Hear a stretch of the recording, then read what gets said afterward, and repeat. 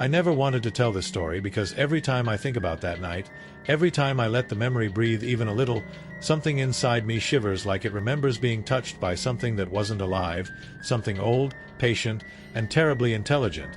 But you asked for a story and I have carried this one alone for too long. So I will tell it exactly the way it happened, without breaks, without breath, without any escape, because that is how the house held me, like one endless moment stretched far beyond sanity. I was 23, desperate to build a name in photography, willing to go anywhere, chase any rumor, capture any forgotten place that the world had left behind. So when an old man in a tea shop muttered about a valley where time does not move the same way, a valley where a house stands that no villager enters after dark, something inside me felt that dangerous spark that every artist feels when they find a story too strange to resist. I traveled there alone, driving 8 hours past empty fields until the roads thinned into dirt, until the mountains rose like enormous graves on both sides, until the wind stopped sounding like wind and started sounding like someone whispering far away. By the time I reached the valley, the sun looked pale, weak, almost afraid to set, and the moment it did, the entire place dropped into a darkness so heavy that even my headlights felt useless. I walked with a flashlight down a narrow path until I saw it, the house. It stood crooked on the hill, its roof sinking on one side, its windows black and depthless like eyes that had forgotten how to blink, and even from far away I could feel it watching me, not with curiosity, but recognition, as though it already knew me, as though it had been waiting for me long before I was born. When I reached the gate, the wooden sign hanging from it swung slowly even though there was no wind, and carved into the wood with long, jagged strokes were the words "The Last House Before Midnight." I laughed nervously, told myself it was nothing but local superstition, and stepped inside. The moment my foot touched the first floorboard, a cold shot up my leg like something beneath the wood had grabbed my ankle and let go just as quickly, and I nearly turned around right there. But the ambition in me was stronger than my fear.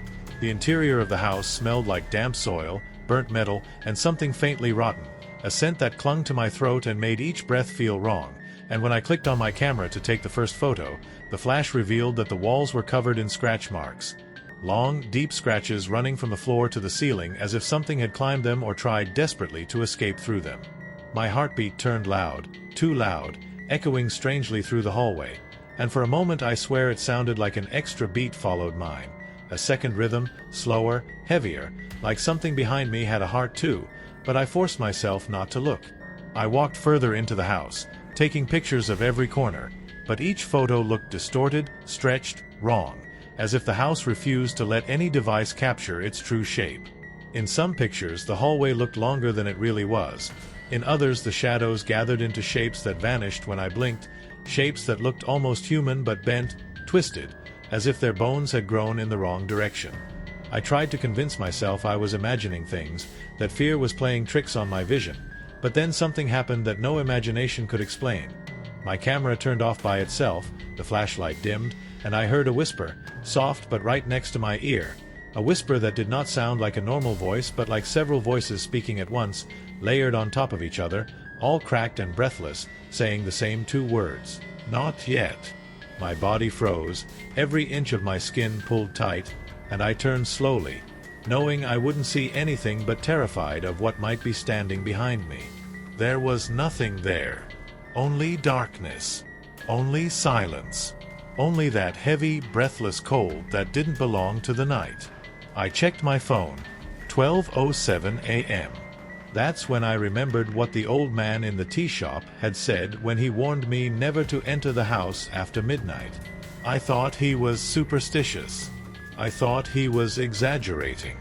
But now, standing in that cursed place, I understood that midnight wasn't just a time. It was a boundary, a doorway, a moment when something in the house woke up. And I had stepped inside too late. I felt the air thicken, felt something watching me from the dark end of the hallway. Something that didn't move yet somehow felt closer with every second, and I finally realized that I wasn't exploring the house. The house was exploring me. I wish I could tell you that leaving the house at that moment was still possible, that I could have simply turned around and walked out the same door I entered. But the truth is that the house had already begun folding itself around me, reshaping the hallways in ways that were too subtle to notice at first. like the way a spider slowly wraps silk around an insect while the insect still believes it can escape, and by the time I reached the entrance, it wasn't an entrance anymore but a solid wall. Of old wood that looked exactly like the rest of the house, with no sign that a door had ever existed, as if the house wanted to erase the memory of my arrival so it could claim me more completely. I stood there, breath shaking, trying to understand how a doorway could simply disappear, and while I stared at the wall, I felt a faint vibration beneath my palm, a slow thumping, like a heartbeat inside the wood, and the moment I pulled my hand away, the thumping stopped, replaced by a long dragging sound somewhere behind me, the kind of sound that something heavy makes when it's slowly pulled across the floor by something even heavier. I wanted to run, scream, or break something, but every instinct inside me screamed that sudden movement would draw attention, so I walked carefully back down the hallway, pretending I didn't hear the soft scraping following behind me, pretending I didn't feel eyes blinking open within the walls, watching me like prey.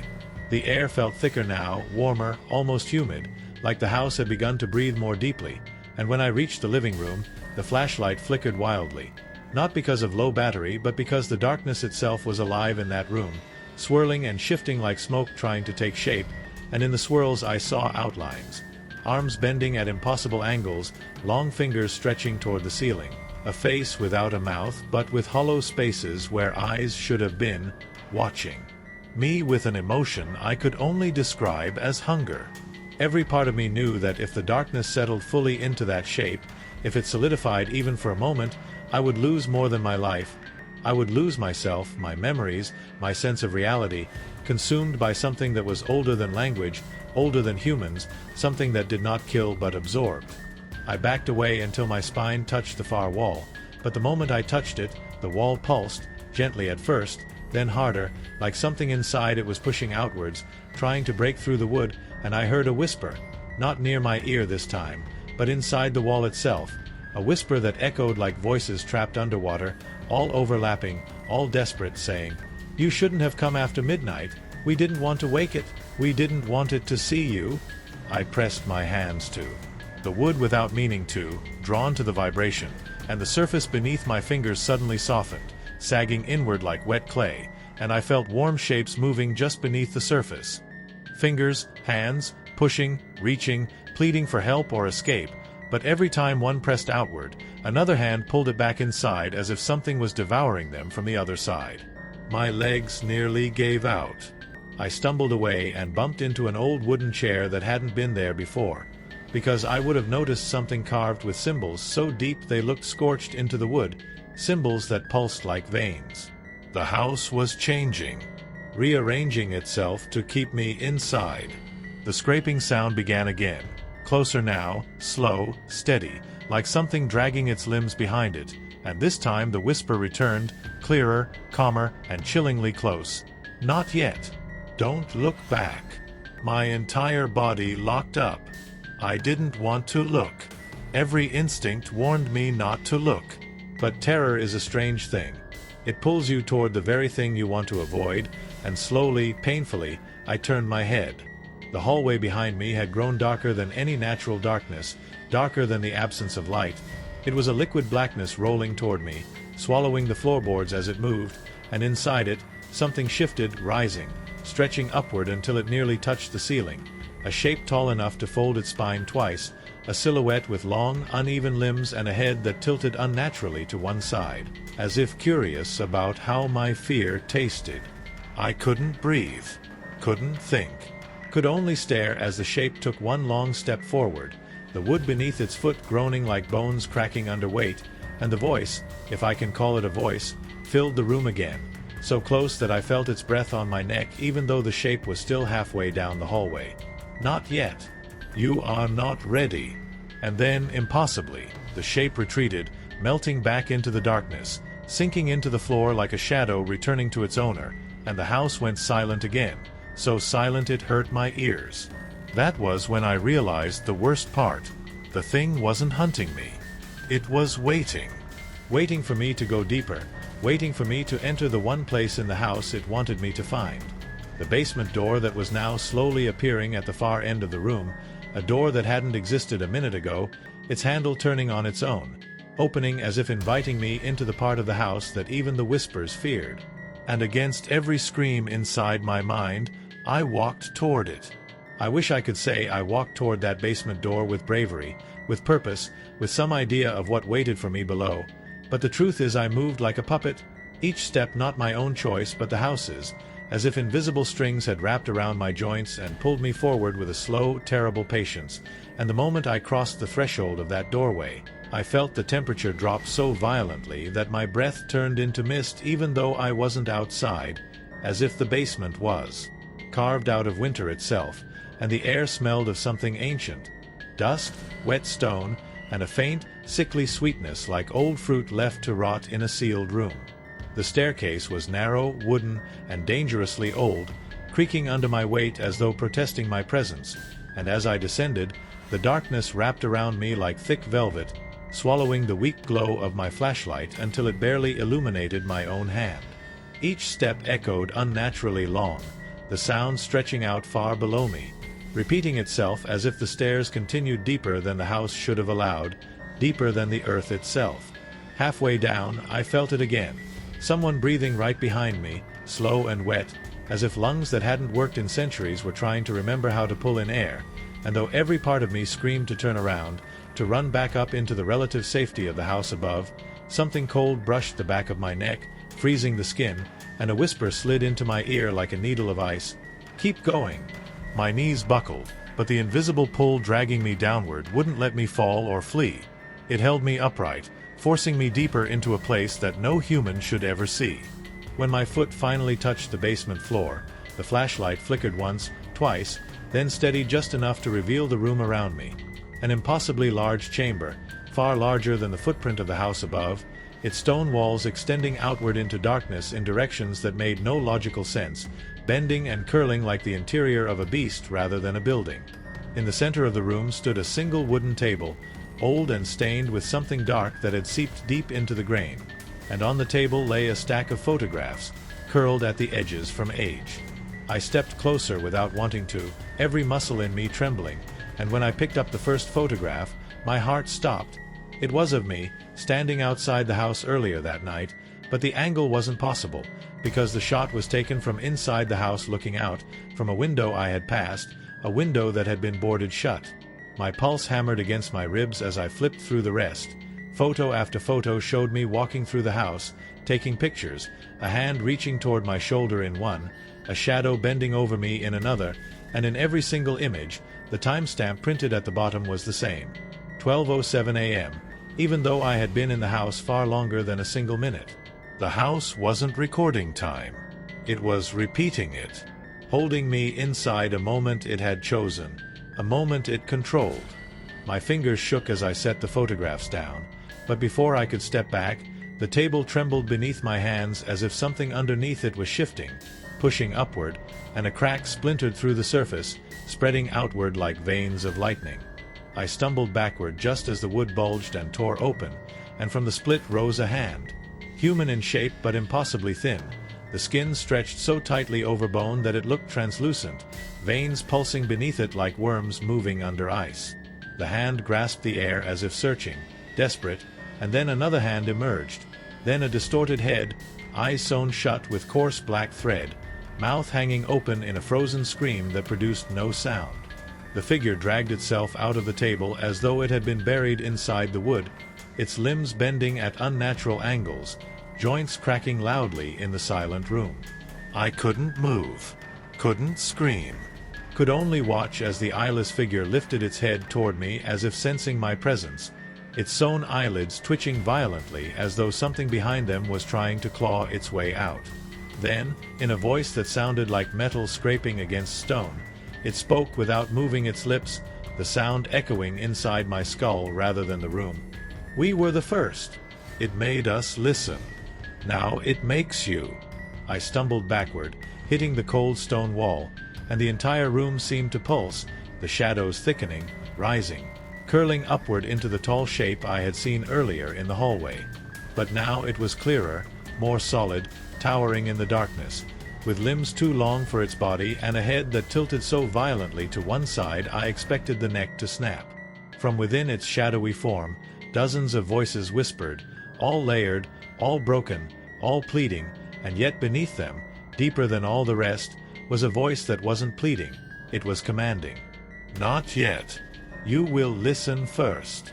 The basement door behind me slammed shut on its own, sealing me inside, and the light finally died, leaving me in absolute, suffocating darkness with the thing that had waited centuries for someone foolish enough to descend into its hunger. I don't know how long I stood in that perfect blackness, unable to see my own hands, unable to tell if my eyes were open or closed, because the darkness in that basement wasn't just the absence of light. It was alive, thick like ink, pressing against my skin, filling my lungs, and every breath I took felt like I was inhaling something that didn't want me breathing at all, and then, slowly, shapes began to move within it, not visible to my eyes but felt in the pressure around me, as if invisible. Bodies shifted past my shoulders, brushing against me with cold touches that sank deep into my bones. I wanted to scream, but the darkness stole my voice before it left my throat, swallowing the sound as if it fed on fear, and beneath the shifting silence, I heard the same dragging sound that had followed me upstairs, only now it was everywhere, circling me, sometimes close enough that I could feel the air tremble with each movement, sometimes distant like it was pacing the edges of the basement, waiting for the right moment. When the voice spoke again, it wasn't a whisper anymore. It shook through the walls, through the ground, through the marrow of my bones, a deep ancient murmur that carried the weight of something that had never been human. You came after midnight, so you must stay until morning. My heart nearly stopped, because I knew the truth instinctively. Morning would never come here. Not in this place. Not in this house. The rules I had broken weren't just human rules. They were the house's rules, carved into time itself, and the moment I entered after midnight, the house had taken me out of the world I knew and into its own, a place where hours did not pass, where the clock stayed frozen at 12:07 a.m., where nothing lived and nothing truly died. As the voice faded, something cold wrapped around my ankle. Not a hand, not quite, but something with long, bone-like ridges, gripping tight enough to bruise, and it pulled, not hard enough to drag me but firmly enough to make me fall to my knees on the freezing stone. The darkness shifted, condensed, and I felt the towering presence I had seen in the hallway now lean over me, its breath like winter wrought against the back of my neck, and its shadow stretched around me like a cage. Then the stitched-eyed figure, the one that had crawled from the broken table, spoke again, but this time with a tremor in its voice, like even it feared what stood behind me. It wants you to listen. That is all it ever wants. I didn't understand, not until the darkness parted just enough for me to see a sliver of the basement floor illuminated by some faint, unnatural glow, revealing carvings, circles, symbols, long jagged marks etched deep into the stone, all connected like a map of suffering, each symbol pulsing faintly as though filled with something alive. The stitched-eyed figure knelt beside the symbols, touching one gently, and as it did, the walls trembled and the air filled with whispers, hundreds, maybe thousands, overlapping voices of people long dead, people the house had taken over centuries, each voice telling a story all at once, so many that they melted into a single agonized chorus. I clamped my hands over my ears, but the voices were inside my skull, forcing memories into my mind that were not mine. Visions of people being trapped in the walls, pulled into the floors, swallowed by the darkness, their bodies dissolving into the structure of the house until the house became them and they became the house. I saw a woman centuries ago, entering the house to search for her missing child, only to be consumed by the darkness that folded around her like a closing fist. I saw a group of travelers in the 1800s seeking shelter from a storm, finding only shadows that moved on their own. I saw a man in 1954 trying to burn the house down, but each flame he lit bent backward, crawling up his arm, devouring him instead until his shrieks became part of the basement's walls. And then, worst of all, I saw myself. Not the me who stood trembling in the darkness, but a future version, or maybe a version the house wanted me to become. My skin pale and stretched, my eyes sealed shut by coarse threads, my mouth open in a silent scream as I knelt in the basement next to the symbols. One more voice added to the chorus of endless agony. The shock nearly tore my mind apart, and I collapsed, shaking violently, feeling the presence behind me grow impatient, leaning closer until the top of its bent head brushed the ceiling. The air trembled as it spoke again, deeper, louder, An entire storm packed into a single whisper, "Choose!" The floor cracked open before me, revealing a second staircase, spiral, impossibly steep, descending into a darkness that made the basement seem bright by comparison. The stitched-eyed figure reached toward me, shaking, pleading, but unable to touch me, as though an invisible barrier held it back, and it whispered with urgency, "Don't go down. No one comes back from below." But the tall shadow creature behind me lowered one long, jagged limb onto my shoulder, its touch cold enough to stop the blood in my veins, and it gently pushed me toward the staircase. I fought with everything I had, clawing at the stone, trying to pull away, but the moment my foot touched the first step, a wave of nausea and dizziness hit me so violently that the world twisted, the basement spinning, the walls bending inward like a mouth closing. My vision blurred, the whispers became deafening, and I felt myself falling, down, down, down, into a place the house had kept hidden for centuries. And just before the darkness swallowed me whole, the last thing I heard was not the creature's voice, not the stitched soles, but my own faint echo from somewhere deep below, as if a future version of me was already waiting in the darkness, whispering, "You should never have come after midnight."